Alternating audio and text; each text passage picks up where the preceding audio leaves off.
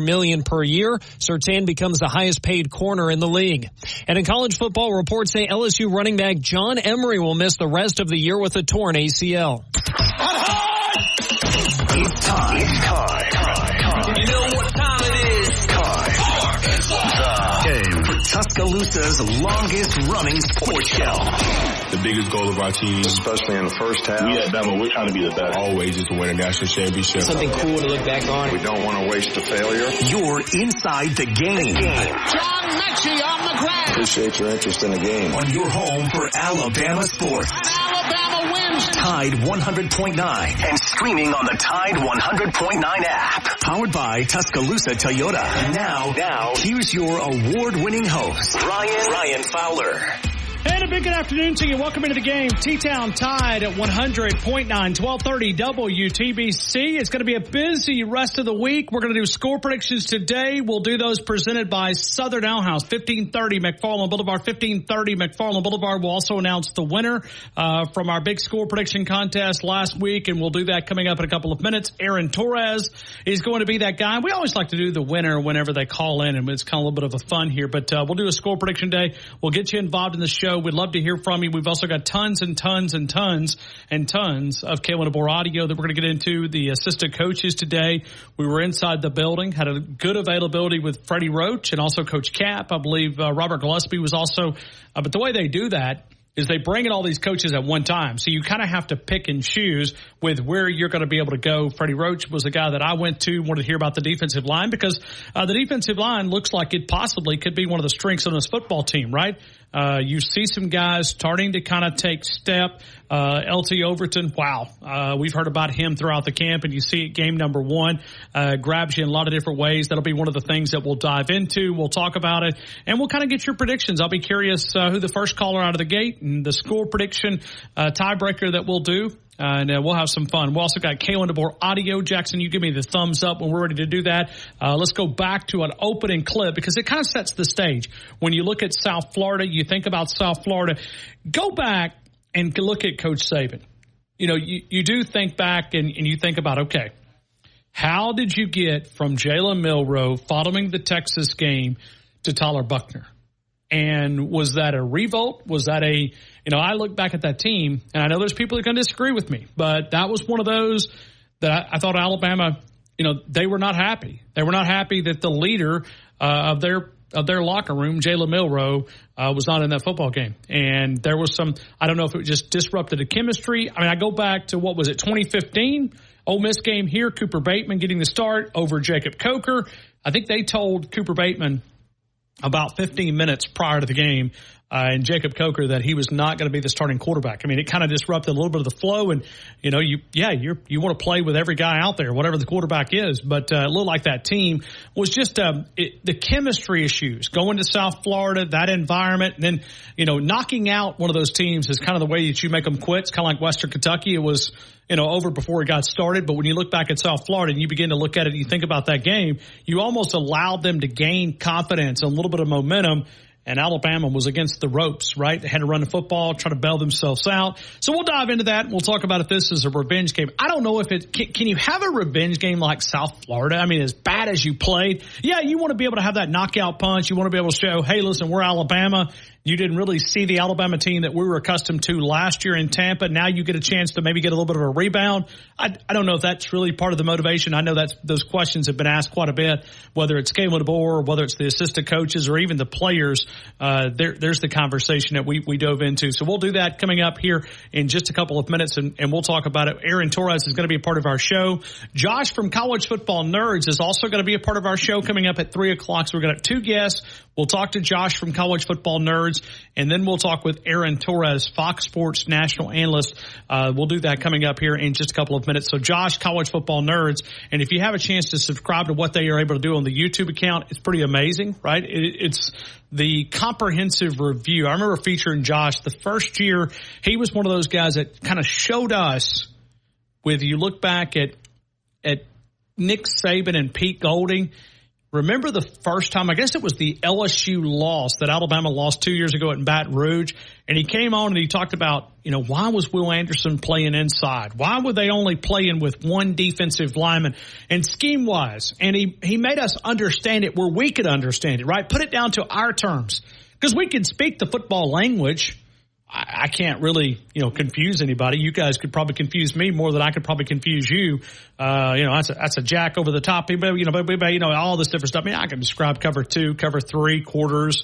Okay, that's a nickel, that's a dime. But the terminology, I guess it's helpful if you want to take football 101. And matter of fact, Paul Hogan was my football 101 teacher. I actually took that as elective at the University of Alabama. I don't think they teach that anymore, but Paul Hogan was the center here, and he was also a graduate assistant. So they taught us a little bit, and I think that was also a freebie for the football players, because I think I was in there with like Brody Kroll and a bunch of others, because could you imagine those guys in there taking the elementary football class? But they were there. But you look back at Josh, he took it down to our level. He does that every week. And we're going to talk about not just the win, but what did he see? Because I think he's got some comments around the offensive side of the football. I know he's got some comments on Jalen Milroe. We'll talk about the rushing attack. We'll have a chance to talk about the offensive line, because, you look back at 2 key starters, right? You had Caden Proctor went down.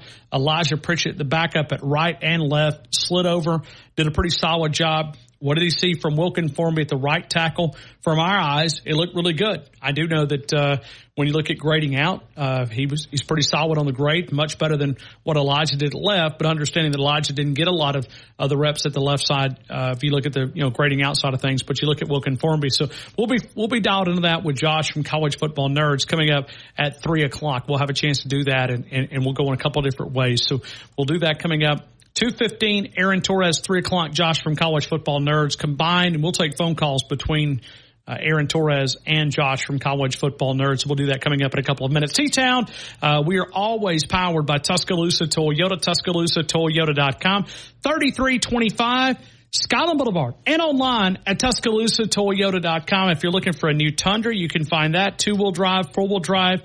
If you're looking for a Tacoma, 2-wheel drive, 4-wheel drive. How about a 4Runner? Yes, sir, absolutely. How about a Highlander? How about a RAV4, Camry, Corolla? They've got 2025 Camrys, and you can get over 50 miles per gallon. How about that? Let that sink in just for a couple of minutes. 50 miles per gallon. I know gas is seeming to drop a little bit, always does a little bit when the summer vacations start, and then they start adding barrels of there. But some great interest rates, but over 50 miles per gallon on the 2025 Camry that's already started to arrive. You can view all of that inventory, also including the incoming inventory that's arriving daily in Tuscaloosa. I mean, this whole conversation leads me to ask, what is the thing that would lead to, like, where is the place to be on a Tuesday night in Tuscaloosa that's leading to long hungover mornings? That's my question. Well, these guys are already partying for the upcoming Georgia game in like 2.5 weeks. I mean, they're already. I mean, this town's already building excitement. You got to get through South Florida. You got to get through Wisconsin. You also got to get through the bye week. But where's the happening place, Jackson? Tuesday. I mean, It varies from week to week, but last night Rounders had an upperclassman special. Oh Lord! So, what was it like? It was 21 up only. Okay. Which is, how it's supposed to be. Your dad could be listening to this, and he thinks he sent you money for food, and you just spent it on booze. Well, he understands. He's been there. Okay. All right. So Rounders, Torres is a little popular college hangout, but if you've ever taken epidemiology, and if you're a germaphobe guy, you'd have to, yeah. Oh, don't go in there if you're a germaphobe. That's Absolutely not. Woo,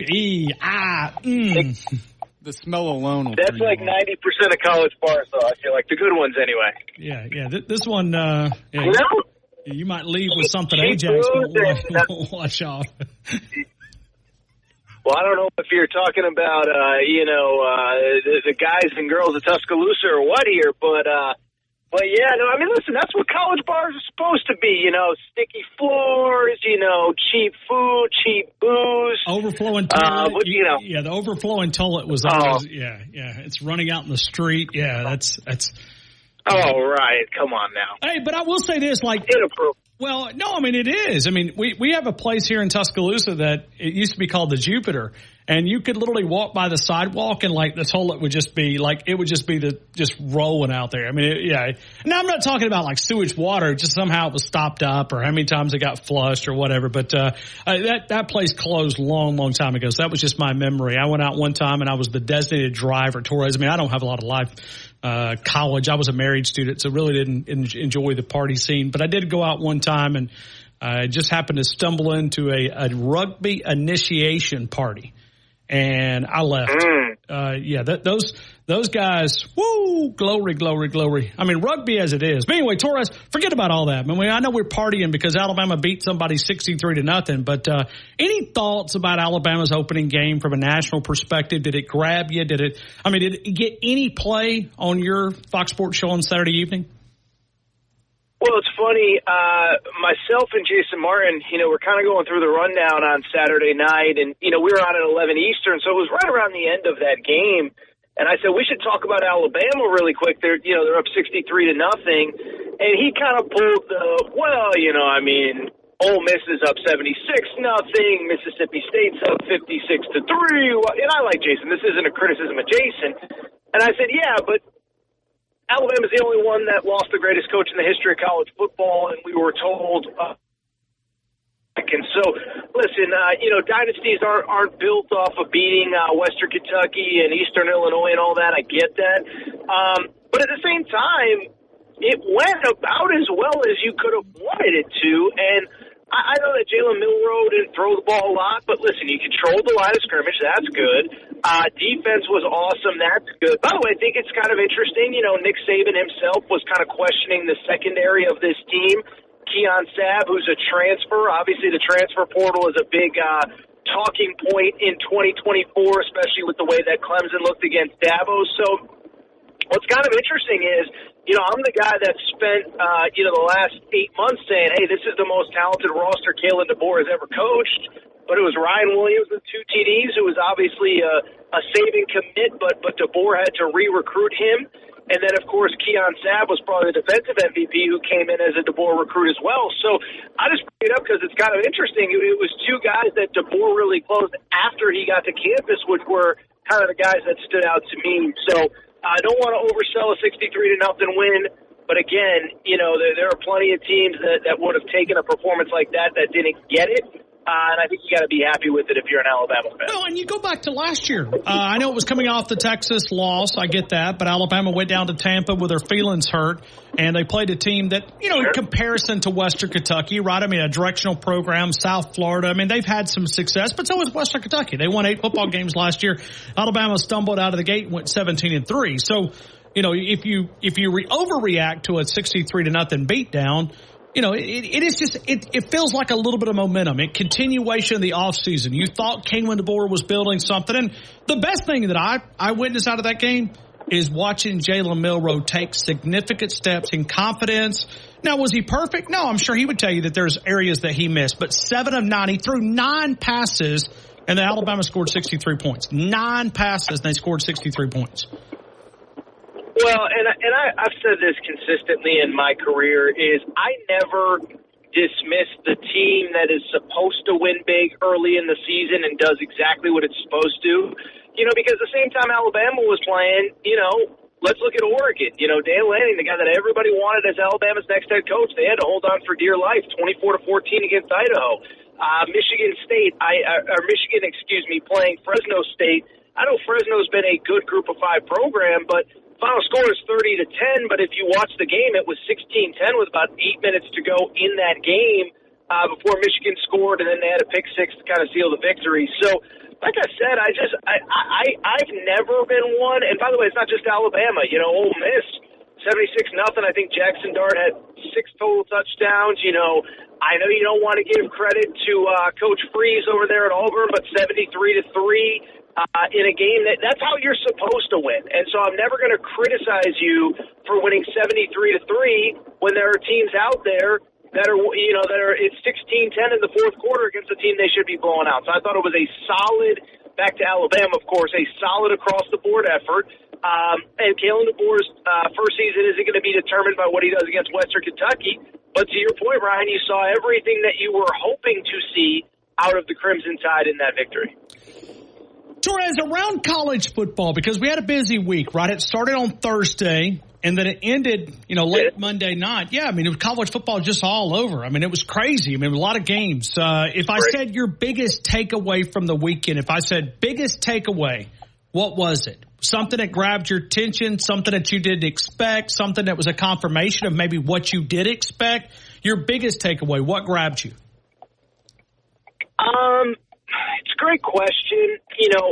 First off, I'll give, rather than being negative, I'll be positive. Okay. Miami just boat racing Florida. Sure. I picked Miami to win the ACC, but I mean, I know you guys were getting ready to cover your game. You probably didn't get a chance to watch this one. Miami was quite literally better at every single position on the football field. Now, I think a lot of that is Billy Napier, and I think he's getting a lot of fair criticism this week. But let's give a little credit to Miami as well. Mario Cristobal, just like Billy Napier, is in his third year as a head coach at this program, and they were just a bigger, faster, stronger team. And so when you kind of couple that with Florida State's obviously terrible, Clemson, I don't think is as bad as they looked against Georgia, but they're clearly not what they have been.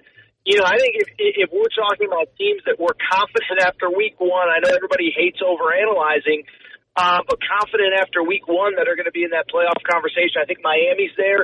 And then the other one really quick, kind of in that same vein, I wasn't sure what to expect from Notre Dame. I know it's Texas A&M. They always find a way. I get it. But that defense looked all sorts of filthy for Notre Dame. And I think, listen, bluntly, you look at that schedule, it's hard to find losses there. So those are two teams. It's only week one, but you feel pretty good in a 12-team playoff era are going to absolutely be in the mix probably all season long. Torres, when you look back at Florida State, give me your thoughts on where this program is headed. I mean, you look at the way they've looked, the way that it just seems like, I mean, is this because I know we always want to put pressure on the quarterback, rightfully so. He gets all the credit, gets all the blame, but it looks like a deeper problem than just the QB position. I would agree, but I would also sort of disagree with that. Okay.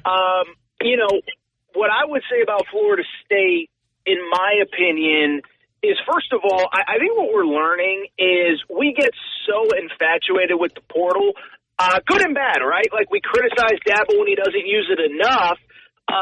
But I think the Georgia-Alabama route of primarily focusing on high school recruiting and then, backfilling through the portal is probably the best way to succeed. I think when I look at Florida State, my bigger picture takeaway is this, Ryan, is they've never had a top 10 recruiting class in high school in the Mike Norvell era. And I think that to their credit, they've done really well in the portal. They've had great evaluations. They had 10 guys drafted last year in the NFL draft, and virtually all of them came to Florida State via the portal. And so that's a really cool stat, but it also shows to expect to find 4, 5, 6 NFL caliber players in the portal every single offseason. I just think it makes it really hard. And so that's actually my biggest takeaway is, I think that they have all the financial resources and everything needed to compete for the elite high school players. They just haven't for whatever reason. And I just think you look at them, they lost so much talent off last year's team, and they were a very good team when fully healthy. But you just can't expect you have to have guys that are ready to go that are already in the program. They don't have that. I think they're going to struggle all year. And I will say quickly with the quarterback, one thing that I do kind of like about this NIL era is we can call out bad play. And like DJU, whatever. Sure, he's a great kid, whatever. I don't really care. If we believe the numbers on what transfer quarterbacks are reportedly making on the upper end, there's a distinct possibility that DJU is maybe the second highest. Yeah, there's a possibility he is the second highest paid person in that facility behind Mike Norvell. And so there's a lot of people that are relying on him. By the way, there's a lot of people, there's a lot of people in this schools helping pay the bills. There's a lot of people that pulling up their own money for this guy, and he's simply not good enough. So I think we all knew he wasn't good enough, but to me, I just think in this portal era, I'm just not going to feel guilty about criticizing a guy, and by the way, he simply just wasn't good enough the other night. And you know, he was bad against Georgia Tech, but he was really bad against Boston College on Monday night. So I don't feel bad, but I do think the bigger picture portal thing is something that needs to be kind of talked about and addressed for sure. Torres, Nick Saban on Saturday. We've talked about this throughout the offseason, and here it is. It's Nick Saban being honored when you talk about the field, and I think it's a good recognition, right? I do think it's good. Nick Saban is involved in the program, and I'll tell you some stuff maybe in private. You and I like to talk when you're walking the dog. Torres likes to call me, and we have good chats, but I mean, you're too busy rubbing elbows with the boring staff. You got media availability every day. Well, I mean, it's not rubbing elbows. It's just I'll never complain about Nick Saban not giving us access. I mean, like DeBoer, Torres. I've probably lost 5 pounds throughout this August camp simply because I'm just running back and forth to the practice facility. I said this earlier, and this is no joke. I've been in that practice facility in the last month and a half that I've probably been in 17 years. It literally is every day. I mean, it's boom, boom, boom, boom, boom. And then you got to fight the college kids like Jackson for parking. That's my biggest gripe. I mean, surely you would think I could get a reserved place around here. I don't even get good parking. Yeah, I mean, hopefully no sewage water in the street. Yeah. But I mean, it's parking. But looking back at this recognition, will that do anything? Like, will you hit that on a national level? I mean, that Nick Saban has now got a field named after him, and he's not passed away, right? The legacy is alive, right? It's Nick Saban being recognized as one of the greatest ever coached the sidelines, and renaming a field. I don't even know if we're going to reference it because it just sounds it's a lot to say. I mean, from a national perspective, I mean, are you going to say Saban Field at Bryant-Denny Stadium? I mean, you know, are they going to market that? Are they going to, try to emphasize that the TV guys say it? It just seems like a lot to get out of my mouth when I'm talking about Saban Field at Bryant-Denny Stadium. Sorry, I got a little tickle in my throat here. You got a little emotional thinking about Nick Saban retired. I know what you did. I did. Well, you know what actually did make me emotional is that, I read the report that, he delivered a message through DeBoer, and it does make me a little bit sad that he's been so hands-off with the team, and I totally understand why. I get it. He doesn't want to feel like he's forcing himself on the program. He's trying to give DeBoer, room to breathe. But, man, for whatever it would be, 80% of the kids in that locker, probably 95, really, when you think about it, based on when he retired, most of those kids, he went into their homes. He knows their families. He helped get them to Alabama. I know he's trying to do what he thinks is right by being away from the facility. I wish he was around a little bit more now. Now, I know he was at the game the other night. He walked over Torres. Let this sink in. So Gary Harris and I, does a radio show, is also a TV sports anchor here in Tuscaloosa, sports director. Nick Saban walked over and shook our hand and was telling us how he got we're like, hold on, is this AI Nick Saban? I mean, is this like the real? I mean, Coach, is that you? I mean, his wife was going, come on, Nick, we got to go. He's like wanting to shake hands with his media buddies. He's like, he was telling us, he was like bragging. He's like, I left ESPN College game day at 11 o'clock. He said, I was back in Tuscaloosa by 1:30. He said, they don't even make us stay for the game. And I'm like, he's taking it in, but man, I can share a story because anyway, I'm not going. Are you going to razz him on his picks? He was in the skybox. I guess he's still got his box or whatever. I don't know if that's part of the the salary or whatever. But he's over there coaching him up. Like a couple of the players, like Kool-Aid McKinstry and Terry Arnold was over there and happened to go, and he's over there telling them like, "Hey, this is what this is." He's just a coach. He'll always be a coach. But you talking about involved? He's involved, but it is unique. I agree with you. I have not seen him one time around the football facility. His office is in the stadium. He's got it completely away, which is smart. I mean, it was a good technique. Yeah, no, I think it's sad, but I also understand why he's doing it. Yeah, now that he's a media, is he a chum of yours? Are you guys, you sharing your picks? Yeah. Well, I mean, I really share my sources. I mean, like with me. I mean, I'm like, hey, Coach, what are you hearing? Okay. Yeah, what are you hearing, Coach? Well, I'm hearing this. And then I'll say, I'm hearing this. And he goes, well, you got to have two sources to report it. We'll see. And that's there you go. Yeah. No, yeah. So that's my only really Nick Saban takeaway. As far as the how will I reference the stadium, it's not anything I've given much thought to be honest. I mean, to your point, it's very clear that there are some things that, edicts that are handed down to the media, hey, reference this as that. For example, I've noticed we're not allowed to call the 2-minute warning in college football the 2-minute warning. Wow. We have to call it the 2-minute timeout. No, if you listen to the broadcast, I mean, I know you were in the stadium the other day, but if you listen to the broadcast, they go prohibited. I mean, we're not allowed to say 2-minute warning. Well, I also think Reese Davis mentioned it maybe on the LSU-USC game. He said something to the effect of, we're not supposed to say 2-minute warning, but it's a 2-minute warning. So anyway, the point I'm trying to make is that, we in the media get told, hey, reference it as this, reference it as that, don't reference it as this, don't reference it as that. So I don't know how they'll ask us to reference Saban Field at Bryant-Denny Stadium, but it does feel like a little bit of a mouthful. So we'll see. I have no real thought on it at this point in time. Torres, I'll leave you with this, man. We go stumbling out of the gate, right, in week number 1. We get some good college football games.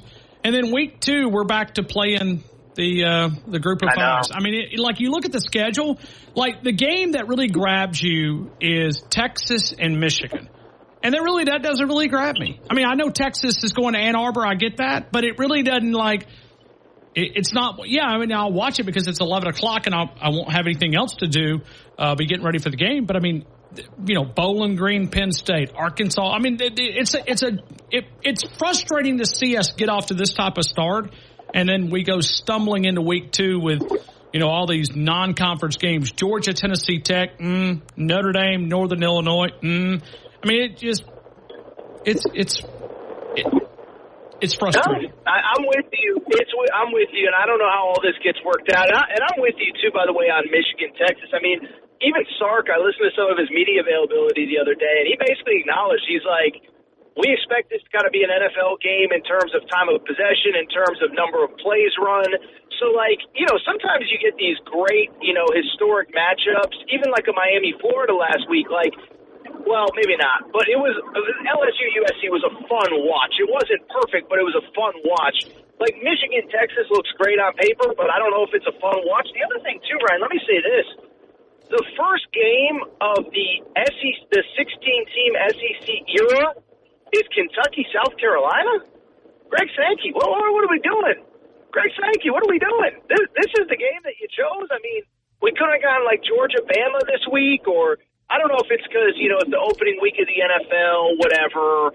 I don't know, but that's just, it's such a signature moment for the league, and that's the game that you get. It's a little bit surprising. That's all I'm saying, but I'm with you, is that the schedule is a little bit light. I do think that Tennessee-NC State game later in the night could be pretty intriguing, but you're right. It's based on, basically every window, Thursday night, Friday night, Saturday all day, Sunday night. We had great football. It does leave a little bit to be desired this week. Torres, promote your podcast, promote everything that you're involved in, man. I want you to take as much time as you need. You're doing all these YouTube shows. I see you on Twitter. I mean, you're a guy that works 25 of the 24 hours of the day. Well, I appreciate that. Yeah, I'm like Saban. I wake up, I eat my little Debbie. You didn't even catch that, did you? I said you worked 25 out of the 24. You let that one slide over you. I was trying to get you some overtime points there. I mean, I do. No, listen, first of all, the podcast is just available on YouTube, so I don't want to oversell that I'm doing that much more work. It's the same thing. But, yeah, the Aaron Torres podcast, we stream, 3 nights a week on YouTube. We obviously have the audio podcast that you can download if you don't want to look at my face. And, it's all college football, full speed ahead, man. I love this sport. I host the Fox Sports National Overnight Show, so, of course, Jason Martin and I are on from 11 p.m. Eastern to 2 a.m. Eastern, which, of course, would be, 10 to 1 in Tuscaloosa. We're on after all the big games, reacting to everything for 3 straight hours, so I love doing that. And then if you are on social media, Aaron_Torres. And we also do have the Torres on Bama Twitter page, which is run by one of my great interns who's an Alabama student.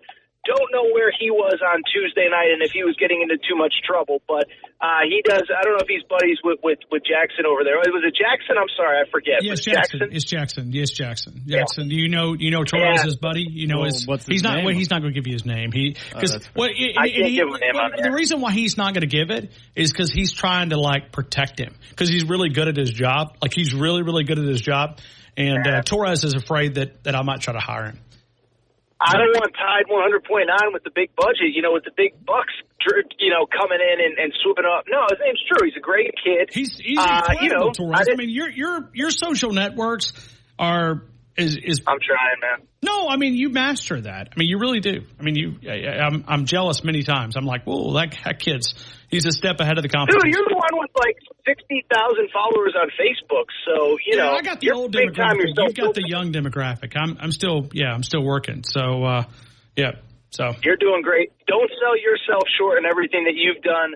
Tuscaloosa, I hope you know how lucky you are to have Ryan Fowler for 4 hours a day, every day.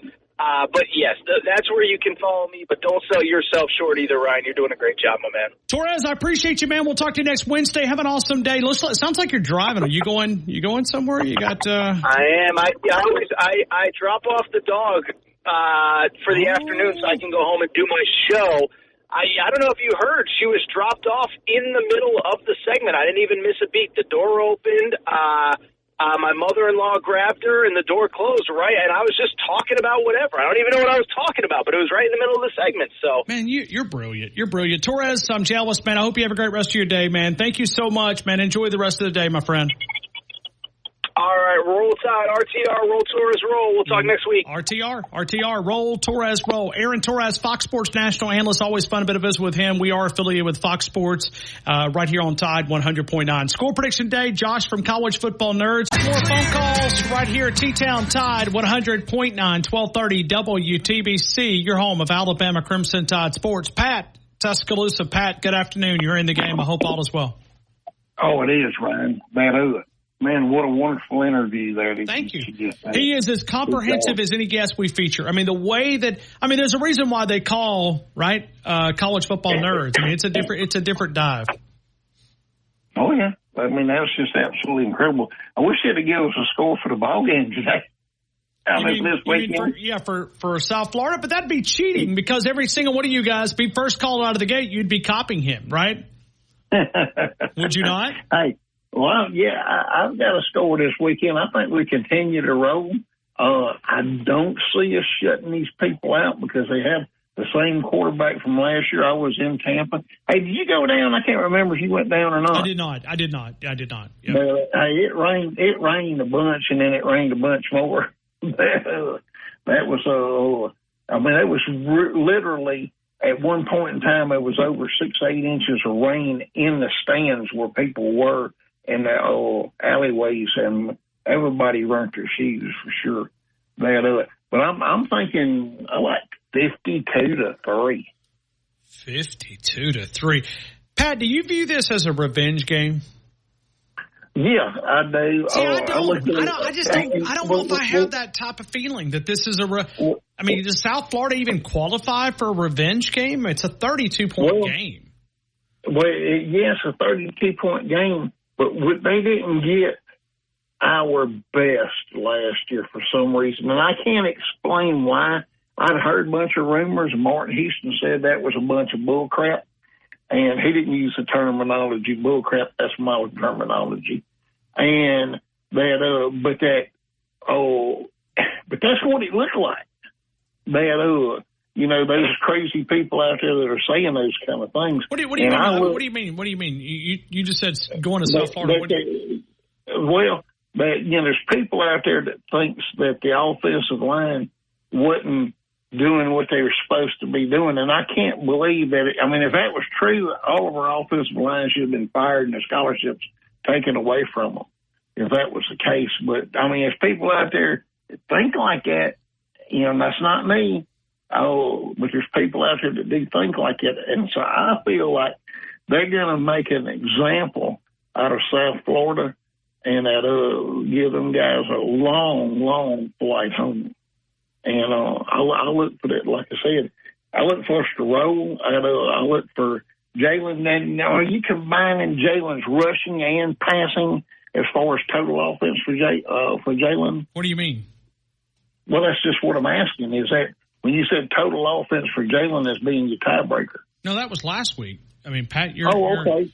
You're a week behind, man. I mean, Pat. Okay, just get here when you can, man. I mean, come on, Pat. I depend on you. I mean, you're one of the. Right. I mean, you're one of the elder statesmen of this program now. What is your tiebreaker? From tiebreaker. I really like. Total yards. I'm going way up. I tell you what. Let's do this. Paul and Lincoln was the first caller out of the gate. He gets the honor of selecting that. I don't really. I mean, I guess I do make the rules, but he was the first caller. He chose South Florida total offense. Excuse me, total. Okay. No. I'm sorry. No. Hold on. Let me try this again. He chose Alabama's defense against South Florida's offense. Total yards by South Florida against the Crimson Tide. Defense. Because they pitched a shutout, so why not recognize them? And maybe on Friday, you could be the first caller and you could select Ryan Williams because I thought that was a great question too. Yeah, well, Ryan Williams is going to have 180 yards this week. Oh, boy. I mean, Pat, you are the fan club of Ryan Williams. But, hey, give me a score real quick. Right. Anyway, 52-3. Score 52-3. And total yards, I like total yards of being, if that's the case, 193. We pitched close to another shutout. Man, I tell you what, if 193... I mean, we may build a statue after Kane Womack over here. But thanks, Pat. I appreciate you. Thank you, man. Have a great rest of your day. Hey, have a blessed. It wasn't a thing about Alabama having to play South Florida again. Now Alabama's got to play South Florida this time. You know, they got to play us. Okay. Yeah, I did not see that. Alex Golesh, which is the head coach there, he said that. Very confident. Yeah, they got to play us. Like Alabama don't. You know, it's not a real big deal playing them and Bryant-Denny Stadium, but they got to play us. Well, good. You know, good. Yeah, he made some comment like that. He's a little cocky. Now that's not a. You actually heard the audio, or you just saw a graphic? Yeah, no, I saw it come out of his mouth. He was at his press conference. I went and looked at his press conference. Look at his press conference, and you'll see he's pretty cocky. But I mean, you know. He acts like he's got it all together. We'll see. You know, he's not worried in one bit. He feels like they got a good chance to win, and you know they may do it. We got to prove them wrong. That's the thing. We got to prove them wrong. So. Okay. Well, I may have the audio, so we'll see. So we'll see. But anyway, I'm gonna give you my pick and let somebody else go. But I'm gonna say. 52-17. Has anybody got that score? Or I guess it don't matter. I'm going to go with the yards. Nobody's picked 17. That's the highest score that we've got from South Florida. So I guess Alex Golesh kind of convinced you that they're going to score some points here. Well, I mean, we didn't give up any against Western Kentucky. And there were times I was at the game, I could see, but I love Quay Rushaw coming in there the way he's playing, and Xavier Brown did great, and Red Morgan, all the freshmen, they're playing great. But there were some times there it looked like they could have scored. They had some people open, you know, from where my angle was, and that quarterback didn't make the right decisions, and we ain't going to be able to go every game getting a shutout, you know.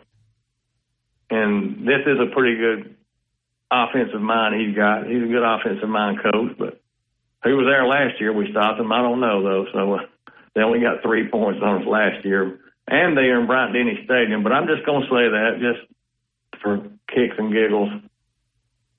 Okay. All right. Talk to me then. How many yards? Yeah. Give me the yardage that they're getting. Yeah, is that what it is? How much? Yeah, South Florida's offense against Alabama's defense. I'm going to say 300. 300 total yards. I got it, Dale. Thank you, man, and congrats to you. I hope I'm wrong, and I hope everybody else is right. They don't hardly get nothing. Dale, I love you, man. You've been calling us a long time. Dale, you're as easy to predict as anybody I've ever been around, okay? I'm going to tell you what Dale is. Dale is always worried in the midweek, okay? Monday, Tuesday, Wednesday, he's normally not worried. I mean, 52-17, but Dale, as the week progresses, you always gain confidence, do you not? Yes, sir. You do. I mean, this has been predictable for 20 years. Dale is a guy that, especially like Georgia week, he's going to have 2 weeks to get ready. He'll be nervous as a cat in a room full of rocking chairs. He will. I'll be nervous to the last second on that one, man. Yeah. You'll be anxiety, and then all of a sudden you'll turn somehow in the confidence. I mean, you've been calling this program a long time, so I'm not scared of South Florida. But hey, we actually found the audio. We're going to see. We're going to see this audio. I'll hear what you're talking about. So able to get that chopped up. But we'll do it here in a couple of minutes. Thanks, Dale. Appreciate you, man. Yes, sir. Oh, Todd, we appreciate that. We'll continue with more of the game. Elias, we'll get to you. Yes, sir. And real quick, also, fans, if you get a chance to go out Friday night, there's some big high school games in town this weekend as well.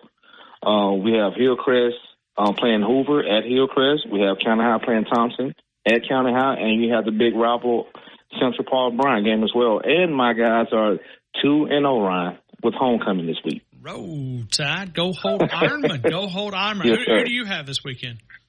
I'll be at homecoming at Hope this week. Okay. Yes, sir. So you're not going to be calling the stripes. You're not going to be wearing the stripes. No. Okay. I'll actually be doing a little bit of what you're doing right now. So I'll be in the press box doing the play-by-play. Oh, okay. All right. 55-7, 238. Good. Elias, thank you, man. Thank you, Roll Tide. Right back to you here in a couple of minutes. I don't know if that's you want. All right. I'm not jumping on. Well, I'm not jumping at Georgia right now. No, I'm just saying I don't know if you want to be talking about Georgia. I don't care. I mean, I know Tommy, me and Tommy's friends, but I wanted to jump on what Dale said because shout out to Dale. He kind of stole a partial bit of my thunder. Back whenever they had the All-American Media Days, here's what Alex Golesh said, and I quote, "Bama got to play South Florida. They came to our place. We had every opportunity to be successful in that game, and we couldn't finish it. Now we get to redeem ourselves. It's absolutely imperative for us to play the best teams we possibly can. Going to Alabama is absolutely huge for us." And that might have been what Dale was alluding to. And that's when he brought us up as far as Alex Golesh on Alabama. So when I read that, I laugh at it because, sure, we didn't play our best game down there, but he acts like they're fixing to march into Bryant-Denny and say something. Nah, I don't think so. So, and congratulations to Dale, and very nice of you to do what you did with the score prediction. I was right there behind you, though, with that 56-0. I wasn't far off of it, or 56-3, whatever it was. I was not far off of it, so that made me feel good about my score prediction, knowing that I was at least in the running. But congratulations to Dale, and that was very kind of you. With that being said, South Florida, you have my full attention.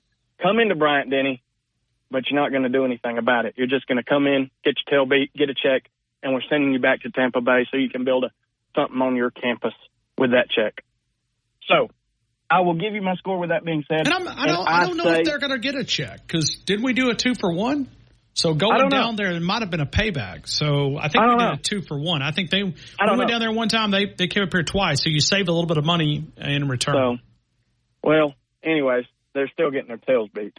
And with that being said, I will still hang on to my 56 because I like what I saw, even though I know 63, that's past 56, but I will still hang on to my 56, and I give them 0. I think that defense holds a shutout. I really do. Because I don't know how much South Florida is better than Western Kentucky if they're better, but I think another shutout because listening to what you put up, listening to what I've got to listen from Monday's press conference, doesn't sound like Kane Womack was happy with pitching a shutout. He had some things to pick on. He was not, no. And but that's it coaches. sounds like he wants blood. I'm just saying, though. Yeah. I know it's coaches, but it sounds like he wants blood. So 56-0. And then my yardage, I will go 195 if that's not already picked. If it is 56-0, I mean you got it. 56-0. We have a 56-0, but he went 175. So okay, 56. I'll go 195. Boy, we have been in the 50s. We have nobody that's in the 40s. Just kind of a wink, okay? Not you. I mean, you've already went 56. I know, but but I'm just saying if you listen and watch what you put up for practice, again, thank you very much for all the practice coverage. But if you watch practice leading up into fall camp, what you put up during fall camp, what we saw Saturday night, I will be surprised if anybody says 40. I can name some games, but like you said, we got Tommy Thunder coming up, and I want to stay focused on this week's game. And with that being said, I say Roll Tide, and Tommy, let it rip. All right, and we'll have to wait to the other side. Tommy, thank you, man. Appreciate you, Josh. Thanks for being patient, man. Appreciate you. Yeah, buddy. Steve, good afternoon, sir. You're in the game. I hope you're having an incredible day. I am, Ryan. Okay? Yeah, and I'm just looking here. Yeah, I'm having a great day. Having a great day. I was just looking. Mike Rodak put up a video today. I'm not going to say anything. I'm going to keep my mouth shut. But Tyler Booker was working with Gino Vandemark at left guard. Tyler Booker was working at left tackle.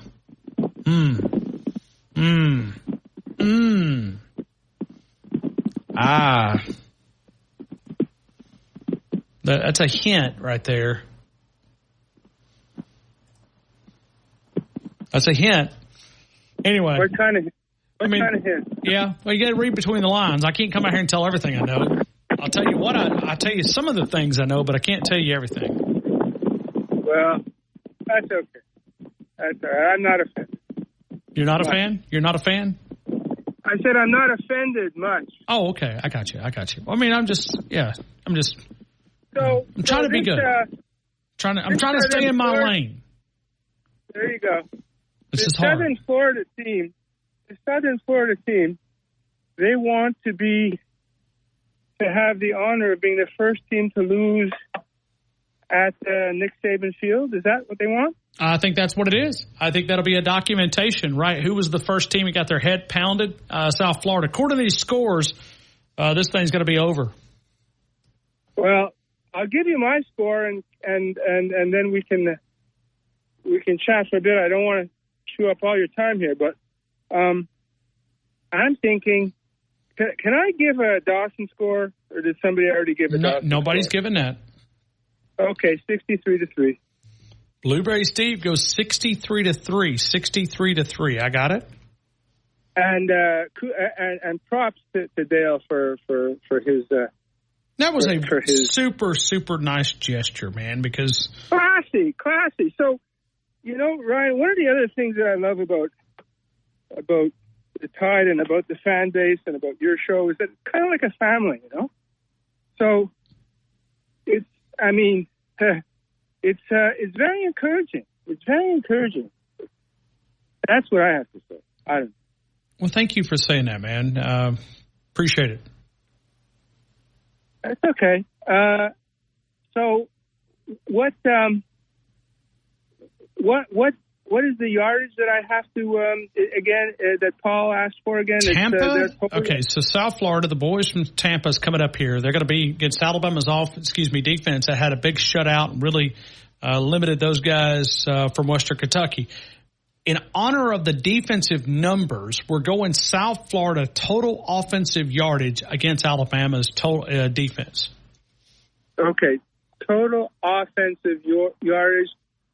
I'm going to say 218. 218. I got it, man. Oh.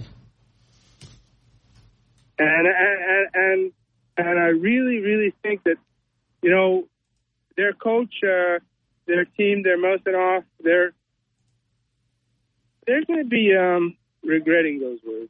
That's my prediction. Well, I don't know. And I have not. Okay, that was Dale's call. I'm not saying that Dale's wrong. I just haven't heard it. We're going through the audio to see if we can find that. I haven't found it yet. So maybe.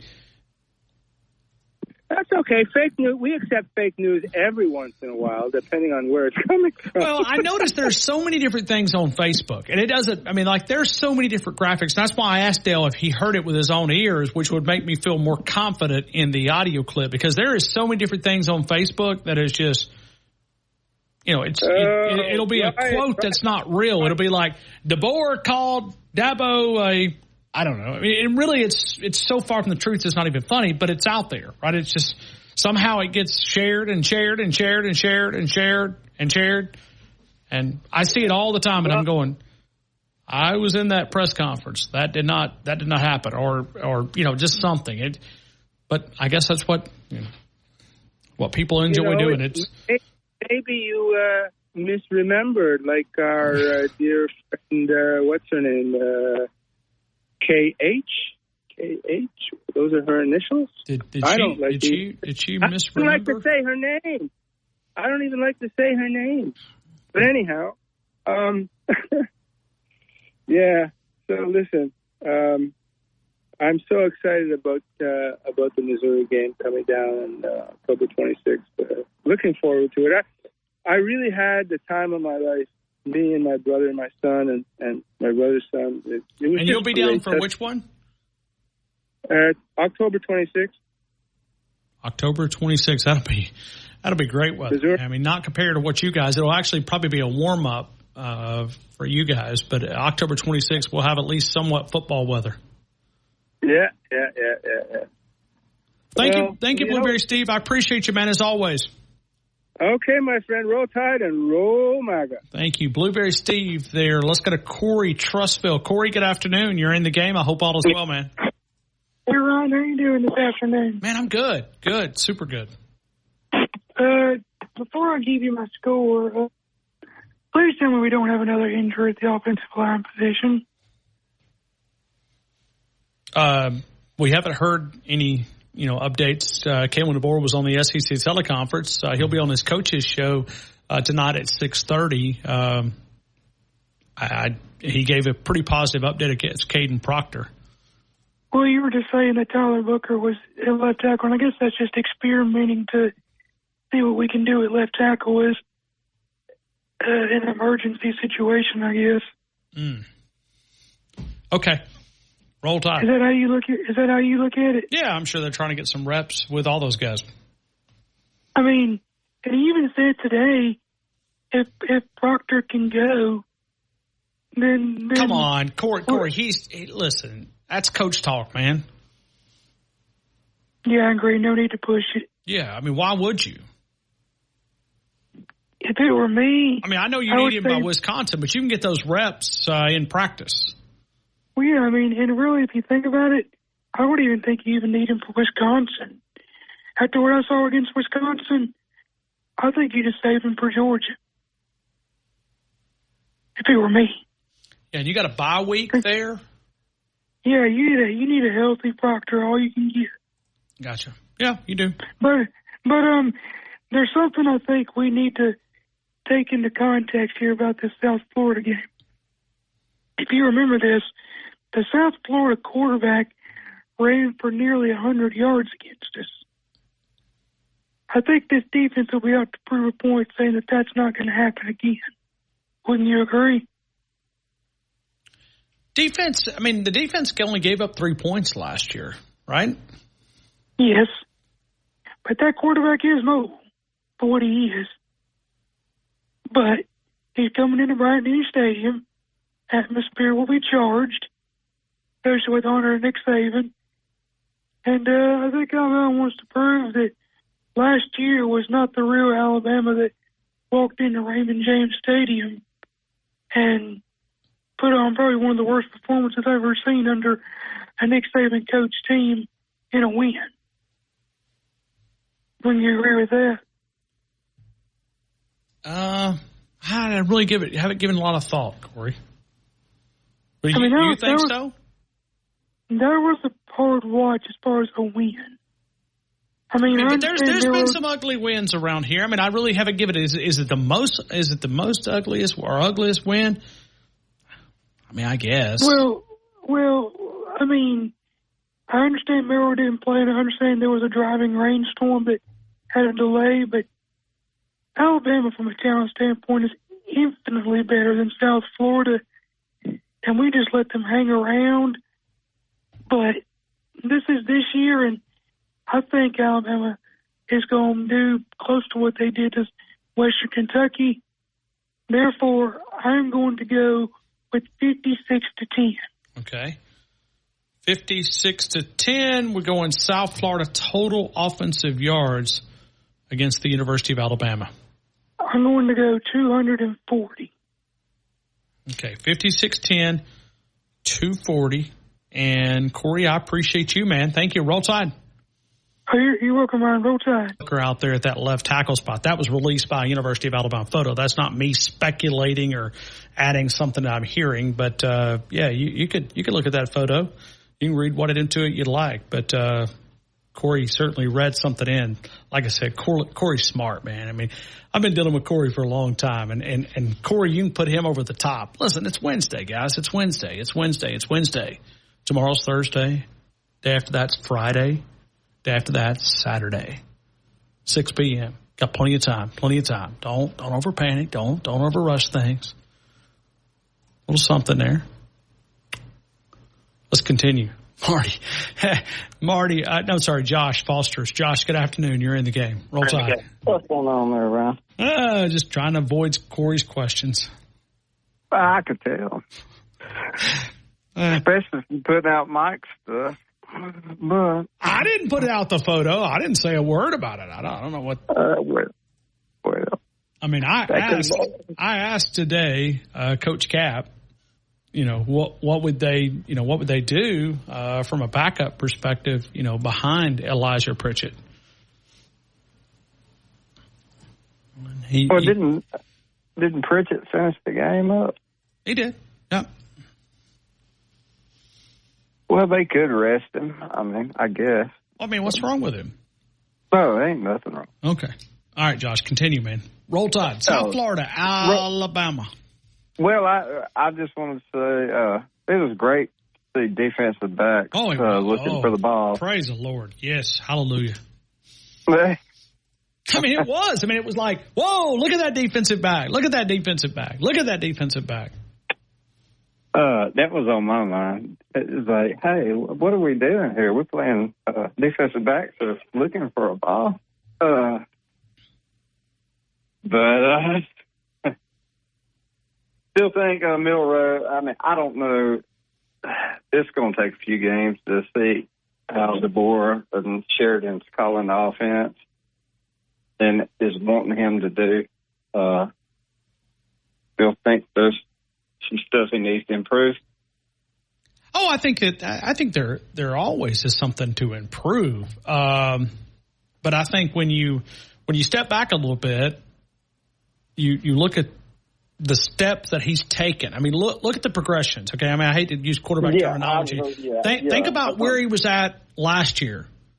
Not a lot of confidence. I mean, nobody did. I mean, who knew what the offense was going to be under Tommy Rees? Absolutely. I mean, they'd run one good play, and then they'd put it in their bag and never see it again. Okay, thanks. We'll put this one back in our bag. So. Oh, yeah. And then now when we go through the spring, we saw him start taking steps. Look at his feet. Okay, I know we don't look at quarterback feet. Okay, watch his footwork. Yeah, I was going to say he has a different platform there. Yeah, he's tweaked it. That's where Kalen DeBoer's really been able to get him. He just the platform is more stable. And I don't know anything about playing quarterback, but I know a little bit about physics, just a little bit. It's there. You get a little bit more torque on a stable platform rather than just all over the place. Well, and I think he feels more comfortable in that pocket too. Extra. Well, listen to him when he talks, Josh. Yeah. And that makes a lot of difference. And you can actually see it in Ty Simpson, too, when he comes in. I mean, he feels more comfortable in that pocket. I mean, he made some good throws down the field. I mean, I think all the quarterbacks probably feel more comfortable. I mean, it's... Well, look at what Ty Simpson. I thought Ty Simpson showed you a little something there. Yeah, that's what I just said. I mean, you could tell he felt it looked like night and day from last year. But yeah, it was, to me, it was like the whole team was a lot more confident, and they're out to prove something this year. They are. You can see it. You can hear it. You can hear the way they talk, the way they present themselves. There's something there. And I think that's the part that you can't really calculate, right? You can look at all these algorithms and stats, but oh yeah, you can't count how tight they are as a team. Absolutely. The other way. What if you went the other way? I mean, what if they the anxiety? I mean, we saw good teams play with this word anxiety and not play as good. Yeah, look at Florida State right now. I mean, don't know if they will win a game in the next few weeks. I don't know who they play this week, but if they don't win, they might as well be out. But either way, I'll give you my score. All right, talk to me. I'm going to go, it's kind of a Dawson score, just for him. I'll go into 61-10. Okay, that's the highest so far. No, I'm sorry. Blueberry Steve had 63-3. 61-10, is that what you said? Yeah. Okay, and then total yardage by USF against Alabama. I'm keeping it under 200, 199. Okay, I got it. Josh, thank you so much, man. All right, there, brother. You take care and roll that. Thank you. Miss B in Vance. Miss B, good afternoon. You're in the game. I hope all is well. It is, Ryan. How are you? I'm good. Thank you for calling in. Yeah, first-time caller. I was all right. It's always guys. You never have any ladies. Well, we need more ladies. We need more ladies. I mean, we should have a policy that we put the ladies up front, right? I mean, they go to the front of the line. I mean, I'm going to work on Jackson with that, see if we can we can make ladies go to the front, Miss B. Okay, awesome. Well, I'm not a football analyst, but I was really happy about what I saw the other day. Happy about the defense.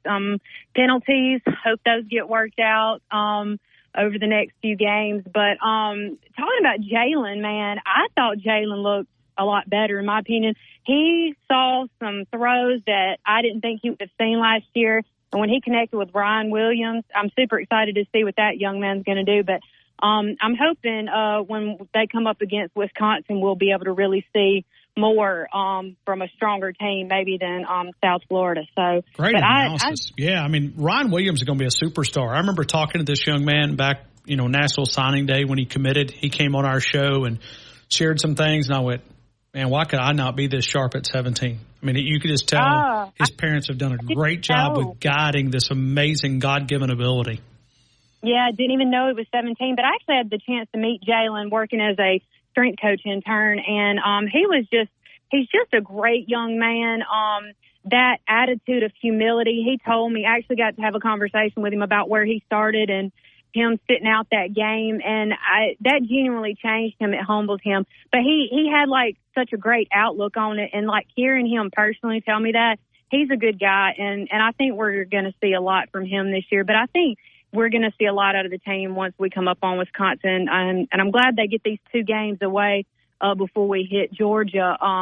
But yeah, so I do have to ask you one question because I'm a little worried. Maybe I'm missing him, but how's your friend AC in Bangladesh? I have not heard him. He called in earlier. You might have missed him, but missed yeah, him. Okay. I mean, as much as I would, I don't know. I'm trying to be nice here. I'm trying, but it's it's a challenge. AC in Bangladesh loves to call in, and sometimes he pushes my buttons. He probably pushes my buttons more than anybody else. I have to bite my tongue just a little bit because I don't want to say something mean, but he's almost got me there a couple times. And I hit this dump button before I kind of throw him to the wolves before I get him. So, it can't be worse than meeting a true crazy Tennessee fan that almost got me in trouble. She wanted to fight, and I had to run out the store. So it can't be no worse than them Tennessee fans. Well, them Tennessee fans, they're like, I mean, if we'll rank the worst fan bases in the league, probably Auburn, then Georgia, then LSU. Tennessee's right there, but Tennessee's developing this little ego because they've really not had a lot of success as of the last 20 years. And now they're starting to get a little bit of success, right? They beat Alabama 2 years ago. And now it's like, hey, we're God's greatest gift to college football. Well, God bless them. I think they're worse than Auburn. I actually don't have any issues with Auburn. So, them Tennessee now, you're not in one of those divided households, are you? No. Okay, But, them Tennessee fans be a little scary. But anyways, just wanted to call in and give my first time analysis. And you did great. You did great. Hey, you got to call back. I mean, you don't let no females. Well, we do have a few. We have Cindy in Illinois. She calls us from time to time. We have Kat down in Mobile that calls us from time to time. We have Karen here in Tuscaloosa that calls us from time to time. And so don't be a stranger. But I'm ready for your score. All right, we're going to go 55-7. 55-7, and then we go USF total yards against Alabama. 200. 200. All right, we'll announce the winner next Tuesday, and we like to save those till people call in like Dale did today and recognize him. So, hey, thanks so much, Miss B. Please don't be a stranger. Awesome. Thanks for having me. Thank you. We'll go to Marty in Arkansas coming up in a couple of minutes. We'll do our best to get final few calls. We will do our score prediction presented by Southern Ale House tomorrow. I do remind you about The Standard, thestandardbama.com, thestandardbama.com, home of the 20-inch pizza pie, pepperoni, meat lovers, cheese. Design your own great cheese sticks. You'll find those, the mac and cheese bites, the wings, the boneless wings. It is thestandardbama.com. Full-service restaurant, dine-in, carry-out. TheStandardBama.com. TheStandardBama.com there on University Boulevard. We'll come back. We'll take more phone calls right here on the game. T-Town Tide 100.9, 1230 WTBC. Your home of Alabama Crimson Tide Sports. Go inside the Alabama Crimson Tide with the Gary Harris Show. Hey, it's Gary Harris. Thursday morning at 9 a.m. on the Gary Harris Show, Coach Ellis Johnson breaks down the upcoming SEC football schedule for this weekend. And my pal Jeff Spiegel, sports anchor and host of The Zone at ABC 3340, will check in. Your phone calls and more. That's Thursday morning at 9 a.m. on the Gary Harris Show. Catch the Gary Harris Show Monday through Friday, 9 to 11 a.m. on Tide 100.9 and Tide100.9.com. Tide 100.9 Traffic. Tuscaloosa traffic now from the Townsend Nissan Traffic Center. Well, traffic is a whole lot tighter and intense now as you travel on Lurleen Wallace. On the northbound lanes to McFarland Boulevard, it is a bumper-to-bumper slow go. Your rush to home definitely in effect, and that backup is to University Boulevard. McFarland westbound onto Watermelon Road also expect. December 28th, Castrol Edge and Edge High Mileage Motor Oil are on rollback at Walmart. Claim based on sequence dyne test under high-load conditions versus API SP test limits. The Game with Ryan Fowler. Powered by Tuscaloosa Toyota. On your home for Alabama sports. Tide 100.9 and streaming on the Tide 100.9 app. All right, let's continue with more phone calls right here on the game. 205-342-9904. There's no way we're going to be able to get to everybody, but we'll certainly try. Marty, Arkansas. Marty, good afternoon. You're in the game. Appreciate your patience. Appreciate you waiting, my friend. That's fine. Dale did a good thing. Dale's a really good person. Yes, he is. He really is. That was super nice. But I'll drop it with that. I won't talk much about that because I'll try to get in early what happened to me today.